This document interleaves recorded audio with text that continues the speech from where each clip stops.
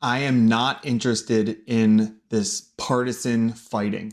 I'm not interested in Democrats versus Republicans, left versus right. The reason I'm not interested in it is I believe it to be foolish.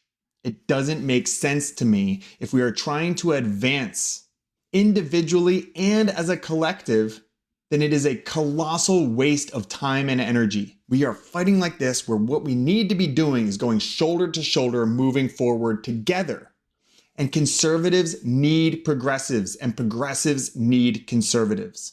For people that say things like progressive ideas are always good and that's how we've arrived at all the good things that we have today, it took a long time. We're talking about over the course of generations, and what was happening over the course of those generations is conservatives were pushing back, weeding out the bad ideas, the radical ideas. There were a lot of very radical ideas during the civil rights movement, but what we ended up with was the best parts of it. The conservatives pushed back against the radical stuff and let through the very reasonable stuff that we ended with today. We have to work out the kinks. It is actually because of the conservatives that progressive ideas are viewed as the most wonderful ideas throughout our history. Psychology professor Jordan Peterson talks about it quite often. Here's an example from the Dark Horse podcast. Sense of the proper political debate, right? And so you think we face a horizon of genuinely and truly unpredictable change. No one knows what's going to happen in the next 10 years at all.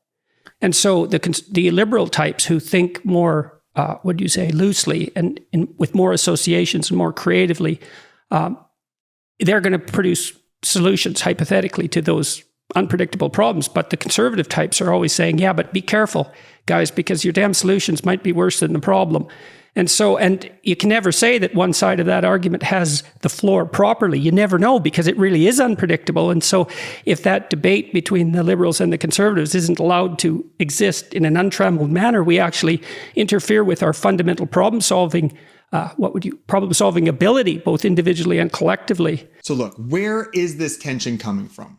Well, a lot of it revolves around the concept, and I talk about this a lot, of wokeness. The ideas of systemic racism and systemic oppression. It's not that woke ideas are wrong. They're lazy, they're myopic, and they punish curiosity. They punish nuance. I'm 39 years old, and something that was said by a lot of people in my generation is that I am socially liberal and fiscally conservative. That's what everyone kind of said. That was like a thing that people said. That was the mantra. But that's no longer the case, because socially liberal now means woke. And socially conservative comes up in things that are widely recognized as very important and good elements for a successful society. For example, the Brookings Institute and a lot of conservatives talk about the 3 things that you can do if you are born into poverty to emerge out of poverty, which is what we want.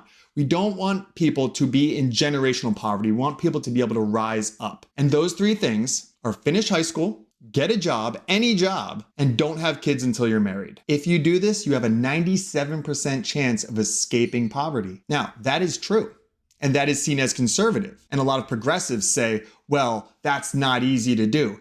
That's where I get interested. Why? The reasons why this isn't happening is what's fascinating to me, and I believe where we should invest our studying. The social science departments of universities should be on this to look at the why, to really deeply understand the why. There are government policies contributing to this. There's cultural factors, cultural pressures. There's market failures. There's a lot of reasons. And we can measure these and try and figure it out, and then look for solutions to all of these things to get more people to be able to make those 3 decisions. But instead, what happens is a lot of people on the left turn towards what Professor John McWhorter calls recreational victimization. You look for the ways that you are a victim, to say that it's not in your control, that the hard things that have happened to you, the bad decisions you've made were out of your control, and you didn't have the autonomy and the ability to make different and better decisions. But that isn't empowering at all.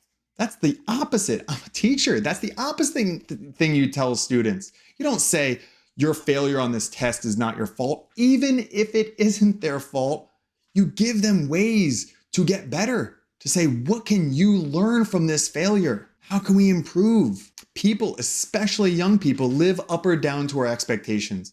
The expectations are low. That's where the bar is. That's the bar they're going to try and jump over. But if you raise those expectations and you give them tools to jump over those high bars, they will try to do it. They will attempt to do it because they'll believe that they can. That's our job as educators. You tell a kid enough times that he's bad or she's bad, they're going to start to believe it. You tell them that they are victims of society and that they can't achieve because of systemic racism enough times, they will believe it. And through pushing radical policies and all kinds of really out there wacky stuff, it's going to become a self-fulfilling prophecy where some people who did not have violent tendencies or racist tendencies or anything like that will start to lean into those ideas to counter the crazy on the left. The right will go further to the right to combat that, and that's a serious concern. We have incentivized victimhood. We see this with Jussie Smollett and all of the work that Wilfred Riley did in his books about racist hoax crimes and things like that is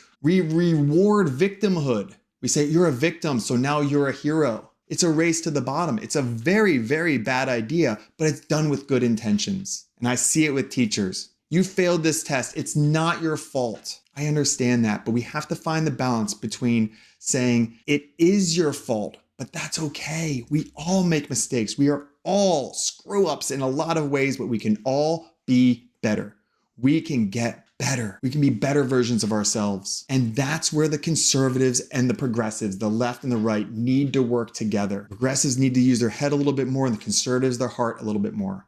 And I hope that I can bring these poles together and use my channels to try and open people's minds and hearts to working together to get better.